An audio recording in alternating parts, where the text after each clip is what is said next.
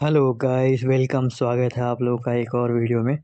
तो आज भाई मैं बात करूंगा यार मनी की साइकोलॉजी के बारे में। और आपको इतना इंटरेस्टिंग कुछ फैक्ट पता चलेगा ना कि मनी कैसे काम करता है, मनी का इतिहास क्या है, ठीक है। मनी अस्तित्व में कैसे आई और आज इतना पावरफुल कैसे हो गई है कि भाई आज के समय में वो किसी भी रिश्ते, धर्म, परिवार, देश, ठीक है, सबसे ऊपर आज मनी हो गया है। अगर मैं आपसे बोलूं भाई कि भगवान और मनी में कौन पावरफुल है, तो भले आप नैतिकता बस बोल दो कि भाई भगवान तो सबसे पावरफुल है, लेकिन ये सब कोई जानता है भाई कि अगर तुम्हारे पास पैसा है ना, तो तुम अपने ज़रूरत की हर वो चीज़ खरीद सकते हो आज के समय में। अगर अच्छा खासा पैसा है तो तुम्हें हवाई जहाज़ से लेके एरोप्लेन तक भी अच्छा कीमत अगर दे रहे हो तो तुमको हाथों हाथ मिल जाएगा, ठीक है। लेकिन भगवान तो एक विश्वास है, ठीक है, जो हमें मान लो विपरीत परिस्थितियों में जीने की एक आशा देता है, उम्मीद देता है।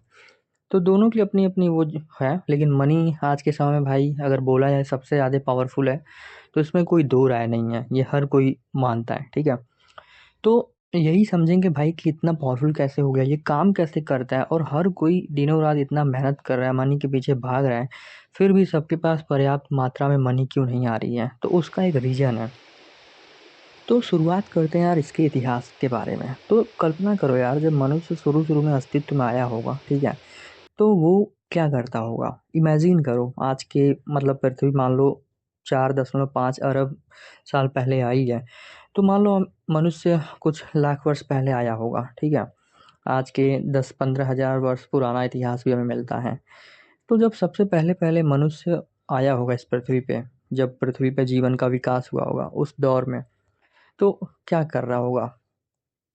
तो उसको भूख लगता होगा मान लो, तो खाना इधर उधर कुछ भी जो भी फल वल होता होगा खा लेता होगा, शिकार करता होगा, और क्या करता होगा, थक जाता होगा तो सो जाता होगा, ठीक है। तो ये जो बेसिक चीज़ों की रिक्वायरमेंट की आज हमें जो ज़रूरत पड़ती है, रोटी कपड़ा मकान, ये वहाँ से शुरू हुआ। तो रोटी की तो मान लो फल वल खा के और शिकार करके उसका पूरा हो जाता था। कपड़े की उस समय उतनी आवश्यकता उसको महसूस नहीं हुई होगी। जब नींद लगता होगा, थक जाता होगा तो सो जाता होगा कहीं पे भी। तो घर की भी शुरुआत में उतनी आवश्यकता महसूस नहीं होगी। फिर धीरे-धीरे जब बारिश होती होगी, धूप बहुत तेज़ होता होगा, इन सब से बचने के लिए, ठंड से बचने के लिए उसने गुफ़ा में रहना शुरू किया, और धीरे-धीरे अपना घर का विकास वहाँ से फिर हुआ। खाने का भी समय के धारा में इतना सारा वैरायटी आ गया, विकास हुआ, और फिर कपड़ों का आज जो हमें मिलता है इतना सारा। तो ये तो रहा संक्षेप में मैंने आदमी का विकास के बारे में बताया। फिर जैसे-जैसे सभ्यताएँ बढ़ने लगीं, ठीक है? शुरू-शुरू में आदमी क्या करता था, जैसे गाँव में रहने लगा, जब किसानी आई, जब एग्रीकल्चर का डेवलपमेंट हुआ, तो लोग झुंड में रहने लगे। पहले क्या होता था, शिकार करते थे तो आज यहाँ पे हैं, कल वहाँ पे, परसों कहीं और पे हैं, जब जहाँ पे शिकार होता था और जंगल होते थे। फिर जब एग्रीकल्चर वाला सोसाइटी बना तो लोग पास-पास में रहने लगे, तो समाज बनने लगा। तो मान लो एक गाँव में एग्रीकल्चर हो रहा है, वहाँ पे कोई एक प्रकार का चीज़ मिल रहा है, दूसरे गाँव में कोई दूसरे प्रकार का चीज़ मिल रहा है। तो लोग एक-दूसरे से बहुत सारी चीज़ें एक्सचेंज करने लगे। शुरू-शुरू में मान लो एक गाँव में एक चीज़ मिल रहा है, सेब मिल रहा है, केले हैं और है फल-वल। तो वही खा-खा के आदमी बोर हो गया, तो उसके मन में वैरायटी खोजने लगा मन। तो दूसरे गाँव में गया, एक्सचेंज करता होगा, तो मान लो जो चीज़ है वो लेता होगा, उसी क्वांटिटी में दूसरा चीज़ वो दे के ले लेता होगा। तो समय के साथ क्या हुआ कि ये चलता रहा। फिर धीरे-धीरे और भी चीज़ें डेवलप होने लगीं कि भाई कपड़े-वपड़े, ज़ेवर-वेवर बनने लगे, ज़ेवरात, और भी बहुत सारे उपयोग की चीज़ें। तो अब एक्सचेंज में ना प्रॉब्लम आने लगा। जैसे मान लो कि पहले क्या था कि एक केला दे रहे हो तो एक सेब मिल जा रहा है। फिर समय के साथ क्या हुआ कि कुछ चीज़ें कीमती हो गईं, कुछ चीज़ों की वैल्यू बढ़ गई, ठीक है? फिर उसके बाद क्या हुआ, क्या मान लो कुछ खरीदने जा रहे हो, मान लो रथ है या कोई और चीज़, तो उसके बदले फिर सेब में एक्सचेंज नहीं कर सकते। मान लो उस व्यक्ति को सेब की ज़रूरत नहीं है, तो क्या करेगा? तो ऐसे में फिर एक्सचेंज मतलब व्यवस्था की एक ज़रूरत पड़ी, ठीक है? तो उस समय फिर सोने वगैरह का खोज हुआ, सोने से एक्सचेंज होने लगा, फिर सोने के सिक्के आए हिस्ट्री में। मैं आपको थोड़ा जल्दी-जल्दी बता रहा हूँ इसका। फिर सोने के सिक्के आए, फिर चीन में नोटों का आविष्कार हुआ, फिर जो यात्री था मार्को पोलो, वो वहाँ पे गया था, फिर उसने यूरोप में ले गया वो, और कई सालों के बाद वहाँ पे फिर यूरोप में वो नोटें चलना शुरू हुई। फिर आज तो पूरी दुनिया में सबकी अपनी अपनी करेंसी है। तो इस तरीके से ना करेंसी का विकास हुआ। करेंसी एक व्यवस्था है, ठीक है। पैसे में अपना कोई ऐसा डायरेक्ट उसका कोई वैल्यू नहीं है। एक नोट है, ना ही आप उसको खा के अपना भूख मिटा सकते हो, ना ही प्यास मिटा सकते हो, ठीक है। ना ही आप उस पर सो सकते हो, ठीक है। लेकिन फिर भी वो इतना पावरफुल क्यों है? क्योंकि उसकी एक्सचेंज वैल्यू के कारण आप उसको बदल के कुछ भी अपनी ज़रूरत की चीज़ खरीद सकते हो, ठीक है। चाहे अच्छा खाना हो गया, अच्छा कपड़ा हो गया, अच्छा रहने के लिए घर हो गया, बेड हो गया, हर चीज़ आप पा सकते हो उसके बदले में। तो उसका जो पावर है ना, वो हमारी ज़रूरतों से डिसाइड होता है। जैसे जैसे हमारी ज़रूरतें बढ़ती गई, ठीक है, उसी तरीके से हम पैसे पैसे की हमें आवश्यकता महसूस हुई और पैसा फिर पावरफुल होते गया, ठीक है। तो पैसे का जो भी कीमत है वो हमारी ज़रूरतों से डायरेक्टली प्रोपोर्शनेट है। अब आज के आधुनिक समय में कोई भी ये नहीं कह सकता भाई कि आदमी अपना ज़रूरतें कम कर लें, क्योंकि ये ज़रूरतों के ही कारण तो इतना विकास हुआ है। अगर सोचो लोगों को ज़रूरत महसूस ना हुआ होता, तो आज इतना डेवलपमेंट ना हुआ होता, ठीक है। एक कंट्री में कितनी सारी चीज़ें खोज ली गई, फिर दूसरे जगह के लोगों ने उसको देखा, उसकी ज़रूरत महसूस हुई, तो पैसे के माध्यम से उसको उन्होंने खरीदा, उसको बदले में मतलब पैसा उनको दिया और वो सामान लिया, ठीक है। तो पैसा एक माध्यम है, एक सिस्टम, एक समाज को चलाने के लिए, मतलब उसमें एक्सचेंज को चलाने के लिए एक माध्यम है, ठीक है, और कुछ नहीं है। लेकिन फिर भी ऐसा क्यों होता है भाई कि आज के समय में हम पैसा के सामने हर आदमी अपने आप को कमज़ोर पाता है, ठीक है। कहने को तो देखा जाए मनुष्य इस पूरे नेचर की कितनी कॉम्प्लिकेटेड क्रिएशन है। एक तरीके से कहा जाए तो नेचर की सबसे कॉम्प्लिकेटेड फिर भी एक बेहतर क्रिएशन, तो कोई उसमें दो राय नहीं है। लेकिन फिर भी मनुष्य के द्वारा बनाया गया ये पैसा आज मनुष्य से भी ज़्यादा कीमती दिख रहा है। आज अगर समाज में देखो तो जिसके पास बहुत ज़्यादा पैसा है उसको ही लोग इज्जत दे रहे हैं, ठीक है। इज्जत का सीधा से सीधा नाता पैसे से हो गया है, ठीक है। कोई डॉक्टर है, इंजीनियर है, उसके काम से कोई लेना देना नहीं है। उसके पास पैसा कितना है बस उससे लोग उसको इज्जत देने लगते हैं। अब इंसान की ये भी एक कमजोरी है भाई, हर कोई आदमी इज्जत पाना चाहता है। कौन नहीं चाहता है भाई कि उसको इज्जत मिले, उसको समाज में रिस्पेक्ट मिले।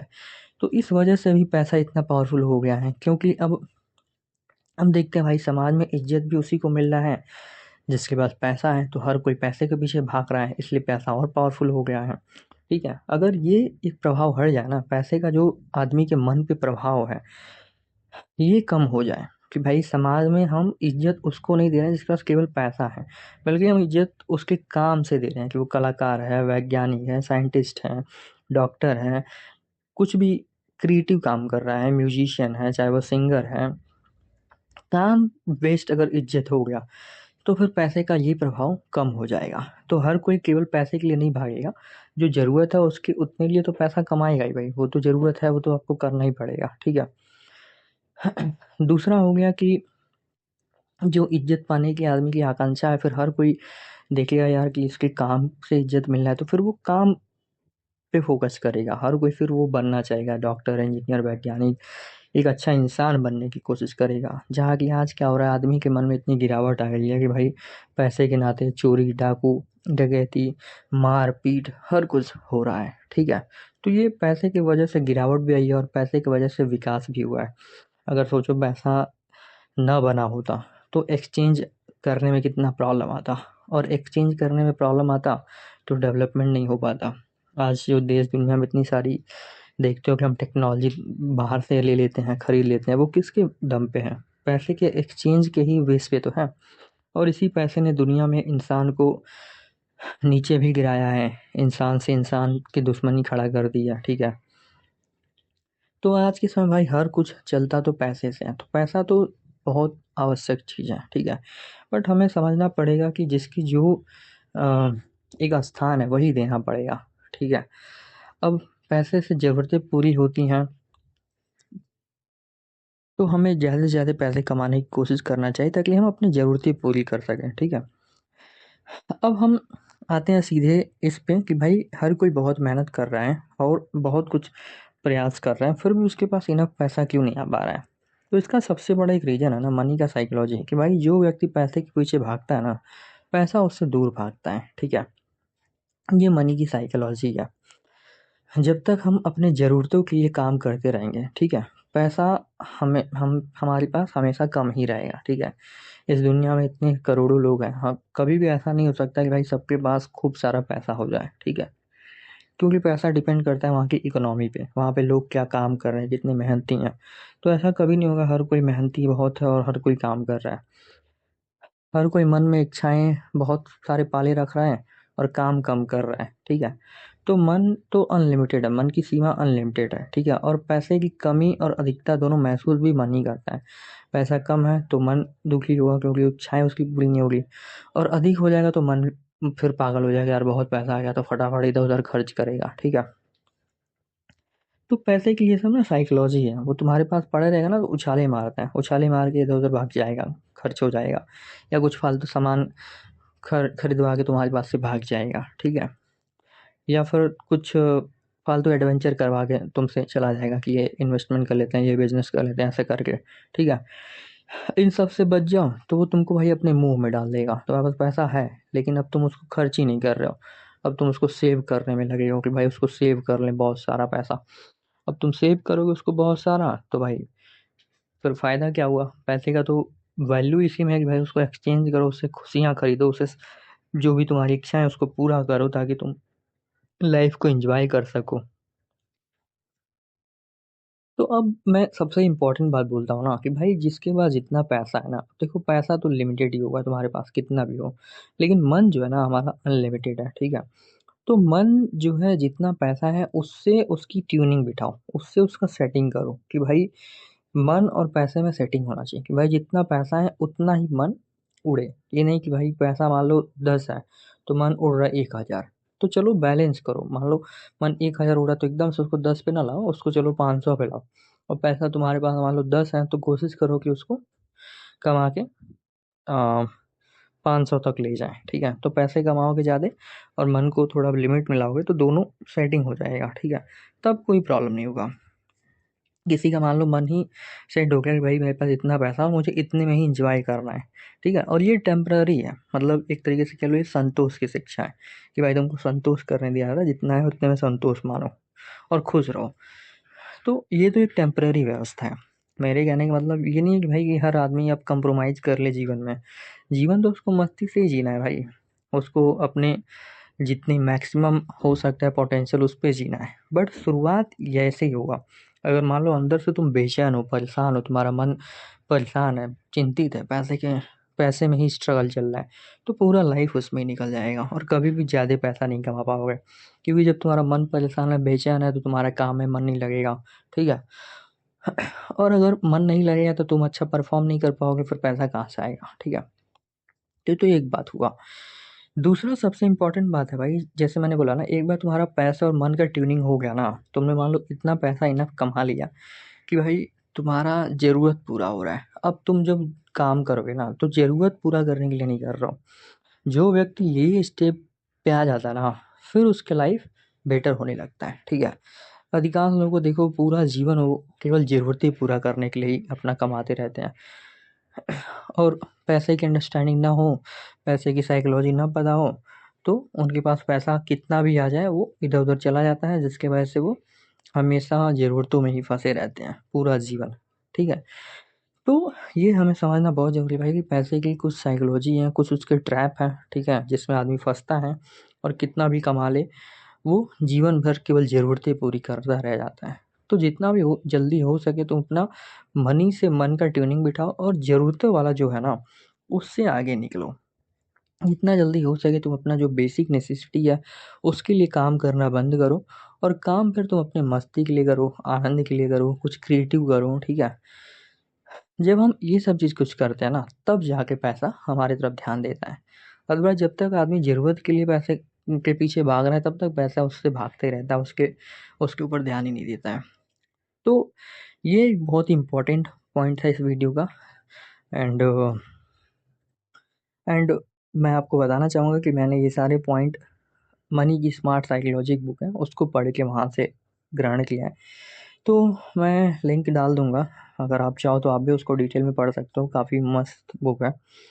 और मुझे लगता है ये एकमात्र ऐसा किताब है जो मनी की पूरी साइकोलॉजी समझाता है। आज तक अभी भी जितने भी मार्केट में किताबें उपलब्ध है ना, वो बस ऐसे ही बताते हैं, ऊपरा-ऊपरी बातें। कुछ बातें उसमें इम्पोर्टेंट है, बट बाकी चीज़ें ना वो उतना गहराई से समझा नहीं पाते हैं कि भाई हर कोई पैसा कमाना चाहता है, ठीक है? बट क्यों हर कोई कमाता भी है, पैसा आता है, जितना मेहनत आपको करना पैसा लाने में, उतना ही सोचना ये भी है भाई कि उसको खर्च कहाँ करना है, ठीक है? तो thank you for watching guys, thank you for listening and आप मेरे साथ बने रहो, और भी इम्पोर्टेंट चीज़ें हम डिस्कस करेंगे। बाकी आप बताना कैसा लगा आपको ये वीडियो। थैंक्स।